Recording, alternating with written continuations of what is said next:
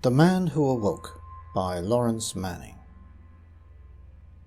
Book 5. The Elixir. Chapter 1. Exposure. The spring storm lashed the hillside with a bite and fury it had not felt for 50,000 years.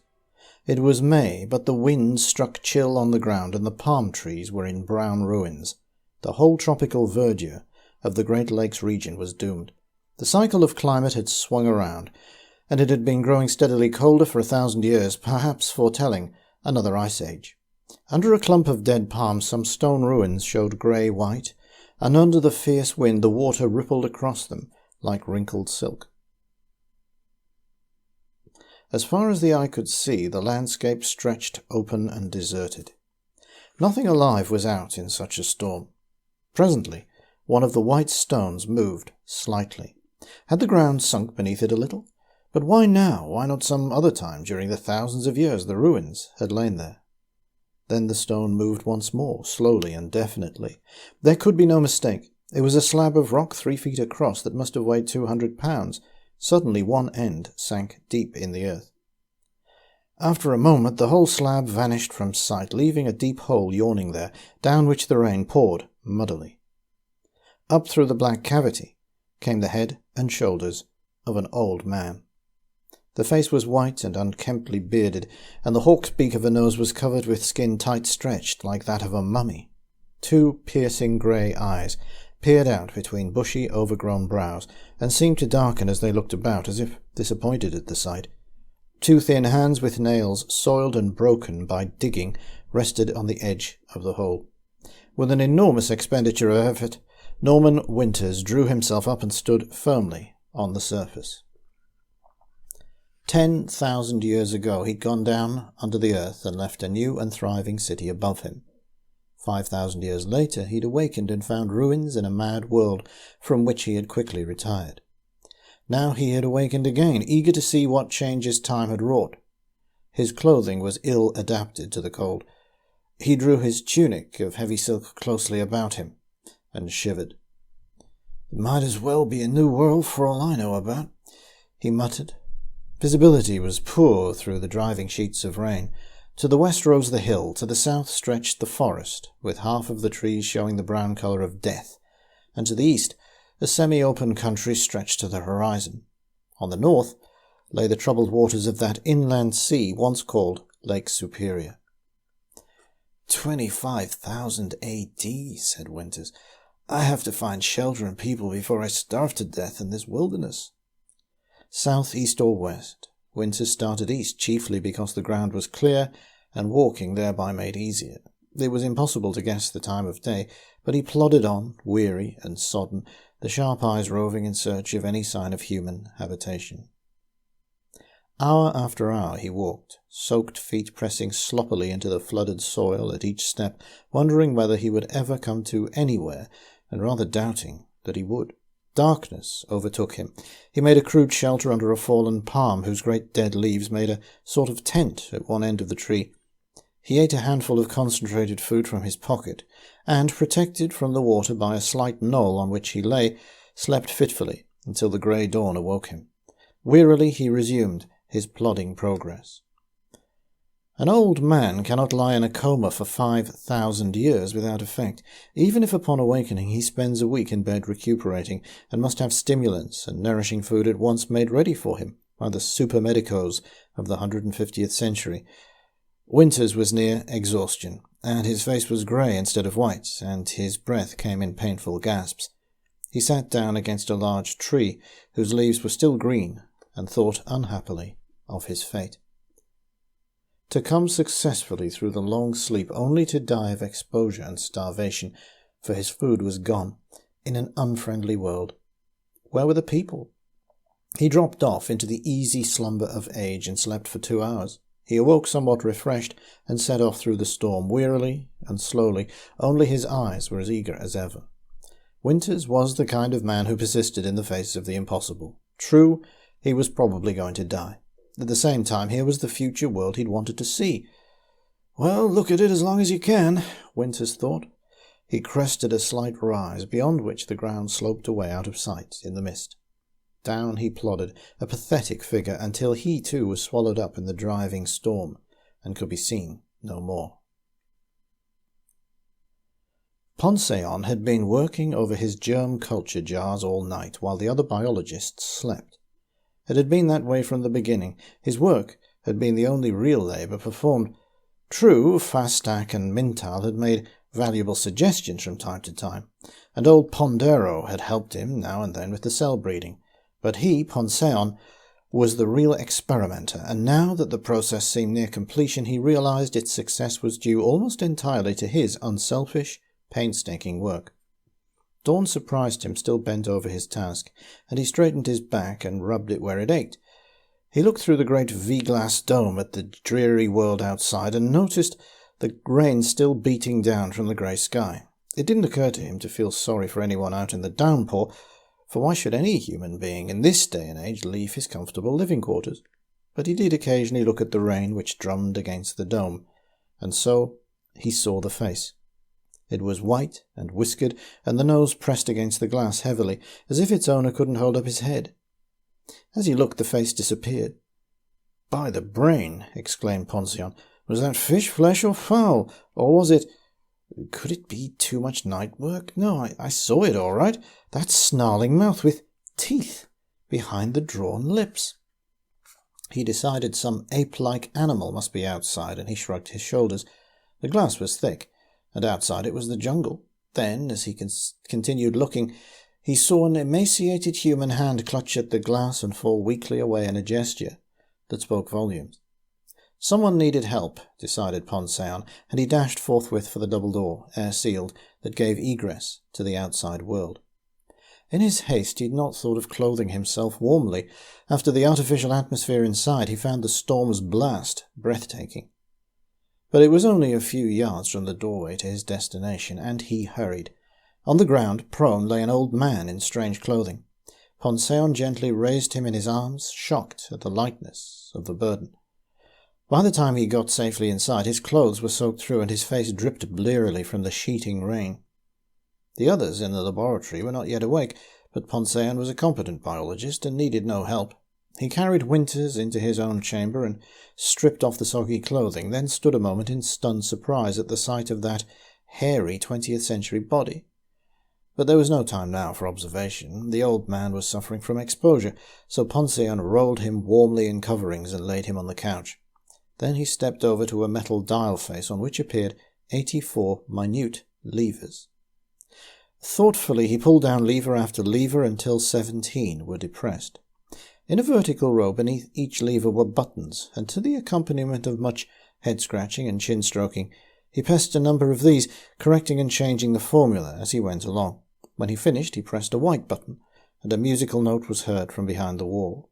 Then he set a hand on a clock face and moved a sliding button up on a thermometer dial. After a last glance at this setup, he pushed a red button. He waited expectantly for 3 minutes and then opened a small glass door and removed the chemical he'd created, a dark grey liquid, quite warm to the touch. Ponceon smelled it gingerly and, nodding approval, carried it over and forced it slowly between Winter's thin blue lips. The effect was magical. The old man's pale cheeks showed slight signs of colour, and his rigid jaw muscles relaxed slowly. His breathing became fuller and stronger, and after a minute or two a slight sweat beaded his forehead beneath the shock of white hair. Ponceon smiled, then yawned. He was tired out with his night-long labours. Removing his own sodden clothes, he lay down on another couch and was promptly asleep. Winters awoke during the following night, a little before dawn. He couldn't imagine where he was, but the bed and the warm coverings were palpable to his touch. He lay there, wondering weakly, until the window at the end of the room showed morning grey. Then he made out dim details, a laboratory fixture beside the window, a couch on the other side of the room, and a strip of storm-drenched jungle outside. He rather thought the other couch was occupied, but it was too dark to make certain, and he was too tired and weak to bother. He fell asleep again. When he awoke once more, it was to look into the mahogany-brown face of a young man who stood over him with a glass in one hand. For an instant they gazed at each other, these two. The face he saw was a kindly one, and marked with the signs of energy and intelligence. The young man smiled and showed a neat half-circle of pink and white gum nails between the clean-cut lips. "Who and what are you?" "I am called Winters, and I am, well, a traveller of sorts." "Then you are human. I wasn't even sure of that. You have teeth and hair growing on your skin." "Do you know anything of the history of the human race?" "Yes, some, but what? 23,000 years ago, when I was born, all men looked like me." "What are you saying, 23,000 years ago?" "Yes, my story was well known the last time I visited the surface of the world. That was only 5,000 years ago." "Why, of course, now I remember something. Where was it? I've forgotten, but no matter. I thought it a myth. Was it not you who was supposed to have retired into a cave beneath the earth and to have slept all that time under the influence of drugs? The legend has it that you twice saved the world from extinction, once by destroying the brain, and again by leading the great exodus from the city of sleep. Can the story really be true?" "It is true, more or less. But how did I get here? I remember walking for days on end through the storm, and then here I am, snugly in bed." Ponceon smiled down at the old man and related how he'd brought him in, unconscious. "You've had a narrow escape," he added, "and it has weakened you seriously. I'm afraid your travels into the future are over, Winters." He held the glass to Winter's lips. "This will strengthen you," he added. "What an extraordinary thing it is to have the mythical Winters come to life in this laboratory." "Why this laboratory?" asked Winters, choking over his drink, which he found breathtakingly pungent. "Because you have found a way to make yourself live thousands of years, while we here have just perfected a method for human immortality." And at these startling words, Winter's age-lined face stiffened, and his muscles trembled, as if each protoplasmic cell had heard the statement separately and strained with individual hope. His face whitened, and he rose slowly on one elbow to stare at his host. He must have heard the word wrong. "Immortality?" he whispered, and suddenly realized how old and tired he was, how weary of the things of life. A vision of the world of his youth rose before his eyes in a surge of nostalgia, and he saw faces dead for thousands of years, and thought of old, forgotten ambitions and hopes, a world full of them that had died with their disillusioned owners. Tears filled his eyes. Ponceon was smiling at him. "We've been working on the problem for centuries, and the four of us here have finally succeeded in overcoming the last obstacle. Now," he straightened his shoulders proudly, "we shall march, we humans." "But how horrible," said Winters. "How terrible to continue living, weary and old." "Old? Not at all. When you're stronger, I'll show you and explain. But sleep now." Ponceon left the room and proceeded to the laboratory, where an elderly man of huge girth greeted him enthusiastically. His face was lined with age, and his hair white with many winters. "Pondero!" exclaimed the young man. "You will never guess who the stranger is. He's Winters, the legendary time-traveller." The two young men crowded in from the next room at the words, and before an astonished audience, Ponceon repeated his story. "We must make him young again. What a chance to try out the full cell cycle," said Mintal, his walnut-tinted face glowing with interest. "We must first finish with old Pondero here," said the lean and cynical Fastak. "What's his record to date, Ponceon? 200? 210. 60 more cell types to go. Are you ready, Pondero?" With a grunt, the great body lowered itself upon an operating table, and the three young men busied themselves, preparing for a surgical operation in the region of the head. The odour of anaesthetic filled the room.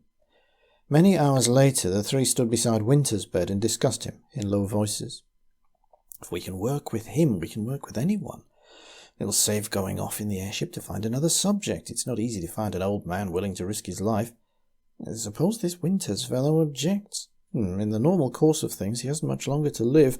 I examined him, and I know," put in Ponceon. "Then why not?" Ponceon nodded and beckoned to the others, who stooped and carefully raised the frail figure from the couch and led him along the corridor to the laboratory. They strapped him on the operating table, and Fastak brought forward a tall rack stand on rubber wheels. In it were placed, row upon row, 270 test tubes, each set in a bath of warm liquid. Mintal was sponging off Winter's body with the disinfectant, while Ponceon applied the anaesthetic. Then, all three armed with lancets and a battery of syringes, they set to work. 2 hours later, Ponceon straightened his back and counted the syringes left in the used test tubes. 90 more to go, 2/3 of the way through, he announced. I'll do the brain cells and you two finish the body. Mintal grunted. Quick work, hope he can stand the shock. Fastak was feeling the right lower abdomen. Something wrong here. Have you the fluor, Mintal? A sort of electric torch was passed to him, and he placed one end against the white skin and peered through the other end. Unbelievable, he said. The other two young men dropped their work and hastened to look. It's some sort of vestigial organ. Ponceon walked over to a bank of buttons on the wall and began pushing one after another, gazing intently at the wall beside him as he did so. Pictures flashed there in response, and presently he found the thing he wanted and studied a portrait for several minutes. It is a kind of second stomach which all men used to possess thousands of years ago. It was called appendix vermiform, not that that helps much. I'm afraid this ends our chances. Shame to waste all that work. Why not cut it out, remove it entirely? Of course, why not? Try anyway. And they set about the performance of an operation once common in the world, but long since forgotten.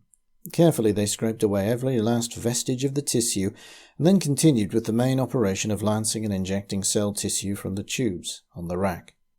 Mintal then came to the tonsils, another portion of the body which had no 250th century counterpart. The tonsils they also removed completely, cutting out every microscopic particle. The teeth they left in place for future consideration. The sun was setting when the work was completed, and Winters was placed on a wheeled cot and trundled along the corridor to a room which was obviously devoted to hospital work. Pondero's great bulk lay quietly on a cot. After a careful examination of both patients, the three young men left the room, ate their evening meal, and fell promptly asleep, worn out with their day's efforts.